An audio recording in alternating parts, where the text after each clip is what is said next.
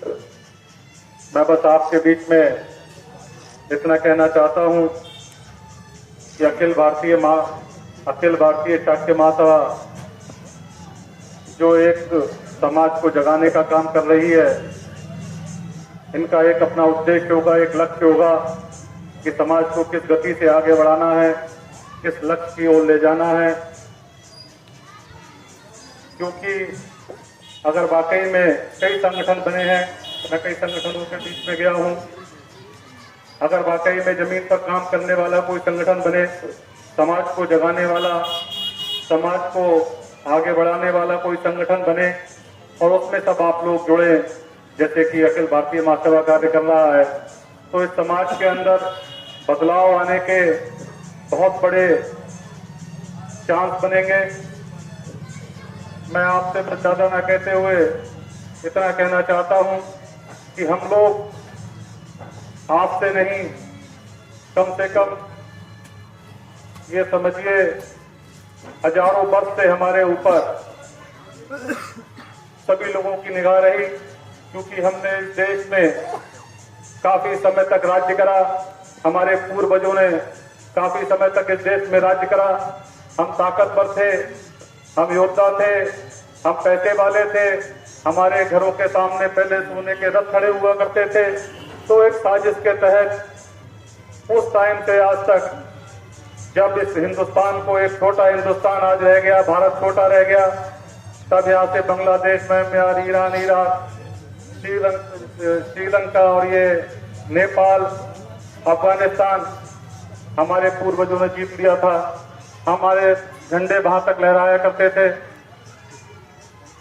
सभी से बुद्धिजीवियों के दिमाग में ये बात आ गई कि ये तो हिंदुस्तान के और इसके ऊपर पूरा राज इनका रहेगा, ये योद्धा भी है, ताकतवर भी है, इनके समाज की संख्या भी ज्यादा है।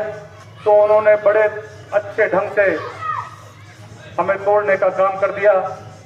हमें हर 50 किलोमीटर पे, 100 किलोमीटर पे हमारी जातियां उन्होंने बदल दी।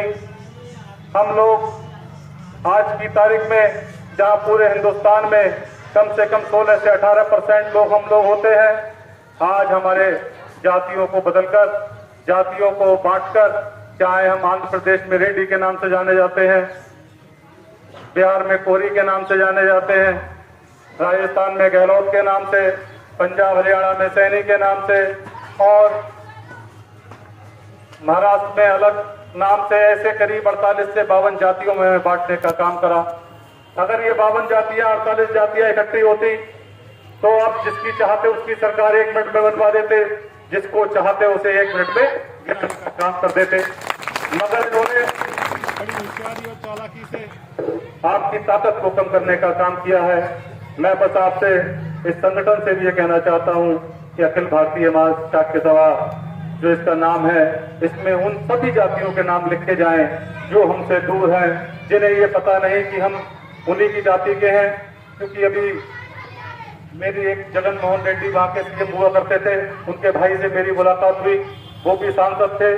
जब उनसे मेरी वार्ता हुई, मैंने उन्हें बताया तो वो बहुत खुश हुए। उन्हें यही नहीं पता था कि उत्तर प्रदेश में भी उनकी जाति के लोग यहाँ पे रहते हैं। तो उन्होंने कहा हम लोग भी यहाँ पे आकर काम करने का काम करेंगे।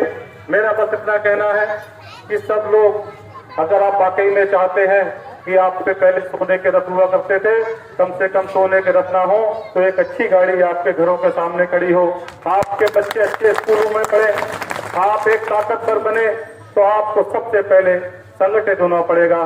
क्योंकि बाबा साहब ने भी कहा था, जब आप किसी काम को करें तो सबसे पहले शिक्षित हो, संगठित हो, फिर अगर आप संघर्ष करेंगे तो सफलताएं आपके कदम चूमेंगी। मैं आपका ज्यादा वक्त न लेते हुए बस इतना कहना चाहता हूं कि अपने विचारों को हमेशा एक अच्छी सोच के साथ रखा करिए। क्योंकि भगवान बुद्ध ने कहा कि आदमी के जैसे विचार होते हैं वो आदमी वैसा ही बन जाता है। आपने कभी कभी सोचा होगा, इस बात के ऊपर रिसर्च हुई, बड़े बड़े वैज्ञानिकों ने, बहुत शोधकर्ताओं ने इस पर रिसर्च करा। रिसर्च करने के बाद उनका हस्तक्षेप ये था कि इस भगवान जो है वो इंसान के अंदर है, और अंदर जो भगवान है, जब आप बार बार उन विचारों को अपने अंदर लेके जाते हैं, चाहे वो गलत हो सही हो, तो वो अंदर का भगवान आपको वैसे ही आगे रिजल्ट देता है। इसलिए भगवान बुद्ध ने और हमारे बुजुर्गों ने भी कहा कि भगवान आपके अंदर है, आपको कहीं ढूंढने और तलाशने की जरूरत नहीं। तो आप देख रहे हैं बच्चन टाइम्स न्यूज।